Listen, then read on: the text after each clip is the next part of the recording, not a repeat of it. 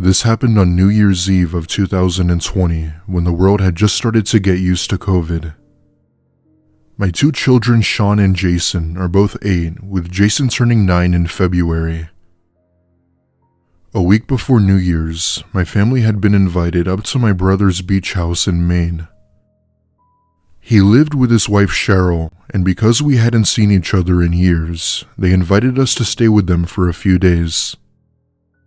My brother would be hosting this huge fireworks show on his beach that would really bring out the New Year's energy. He would go all out for both New Year's and the 4th of July, so when he told us he was putting on a show, we were ready. He had built this homemade automatic firework launcher that could launch several at a time. It's similar to those you'd see at main events and festivals and stuff. Mind you, the beach was owned by private residents who lived on the beach, so we could pretty much do whatever we wanted.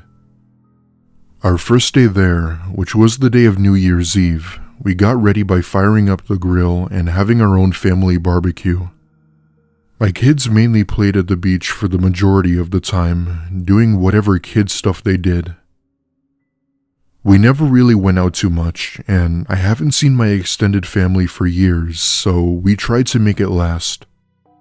The time then came around for the fireworks show to begin, with my brother and his wife providing us with chairs and beers for the adults. We had begun to set off the fireworks from the shoreline, with everyone obviously keeping a distance.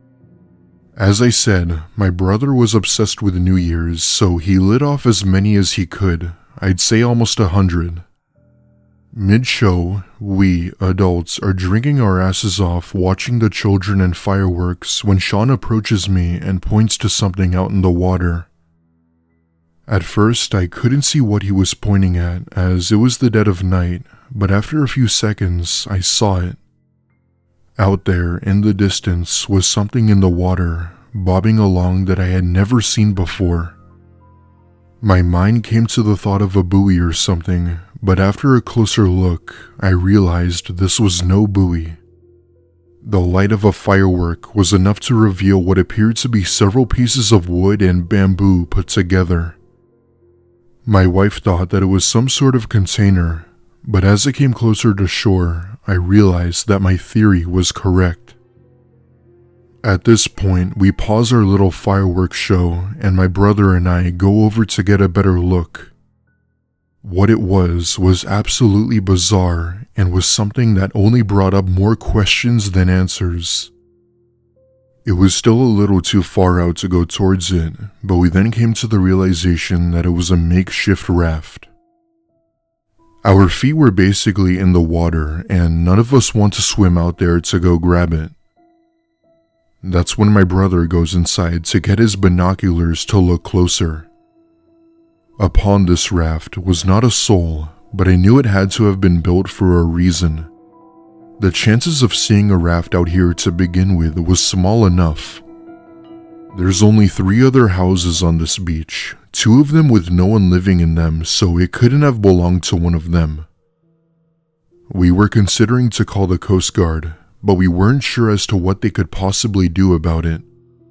My wife thought that it could have been traced back to the person who built it, but the chances of that were slim.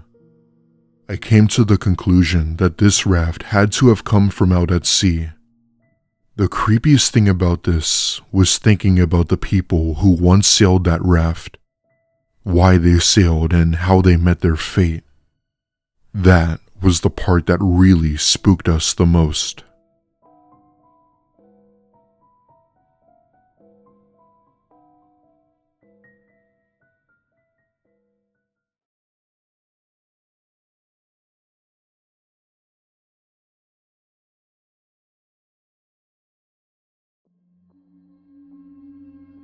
This happened a few years ago on New Year's Eve, when I was about 20 or so. I was never the type to go out and party with friends or anything like that, and sort of enjoyed spending time with family. Many people failed to realize that our parents won't be here forever, so I cherished any time I had with them.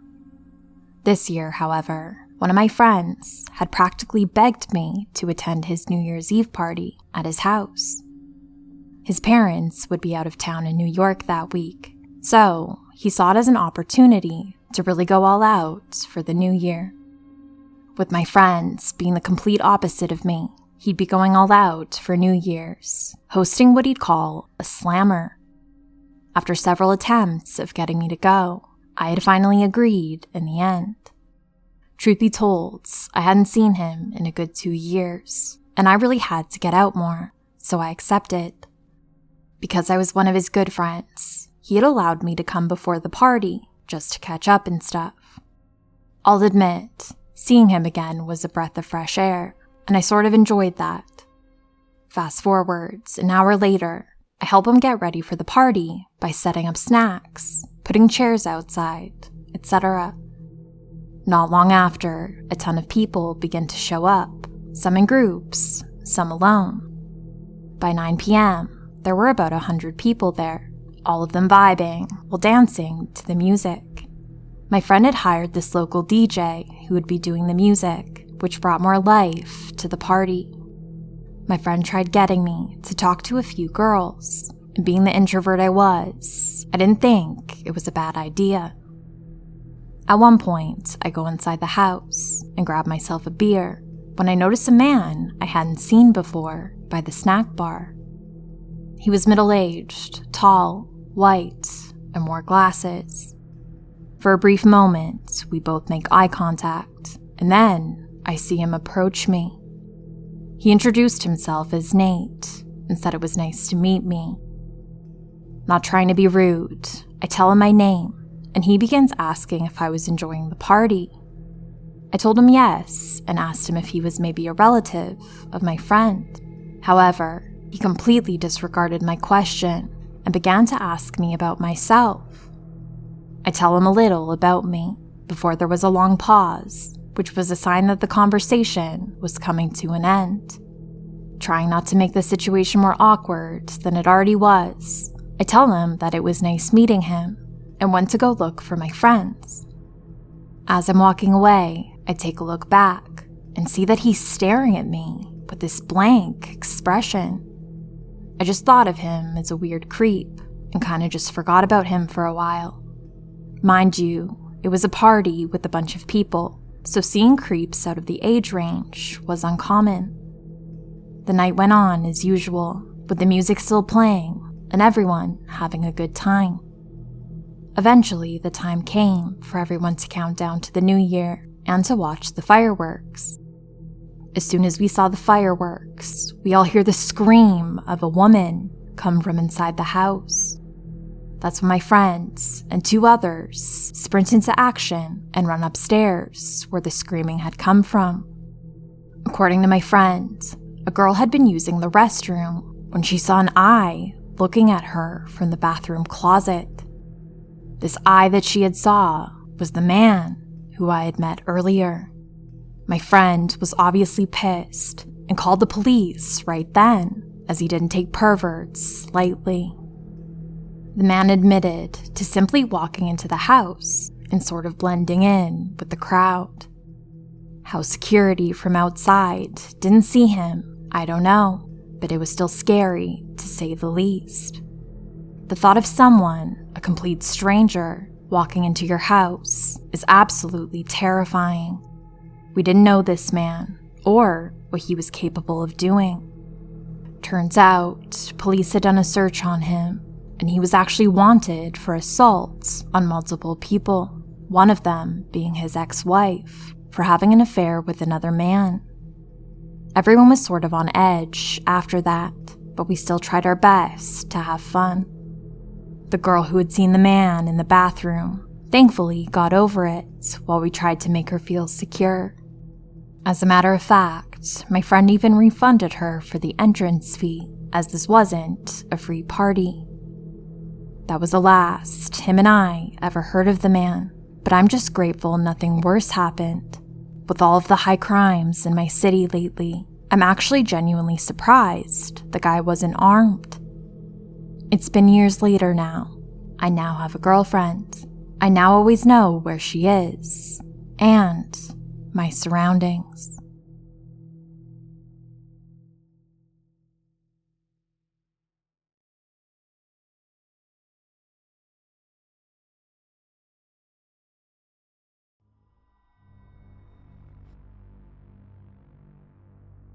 This happened on New Year's Eve of 2014.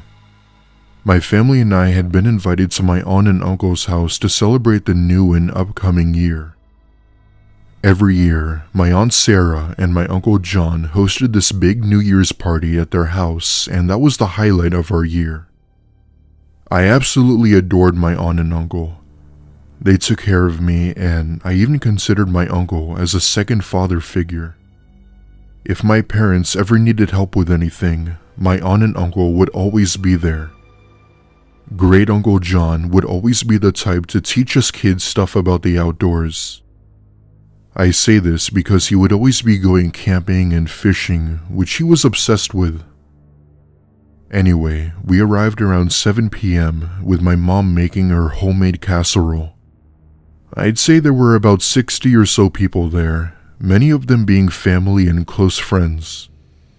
I was 12 at the time, and I was the only kid there, and would mainly just keep to myself while all of the adults sat and drank waiting for the ball drop. I remember sitting on the rocking chair out back when I see a firework shoot up, illuminating my surroundings. It also illuminated the face of a man that had been peering out from behind a tree. My aunt and uncle sort of have this backyard with a small woodsy area on the other side. However, that area was surrounded by a fence that had been blocked off for a long time. Upon seeing this man, he motioned for me to come over to him in a sort of exciting way, as if he wanted to show me something. I then asked him who he was, and he said that he was a friend of my uncle and that he wanted to give me a late Christmas present.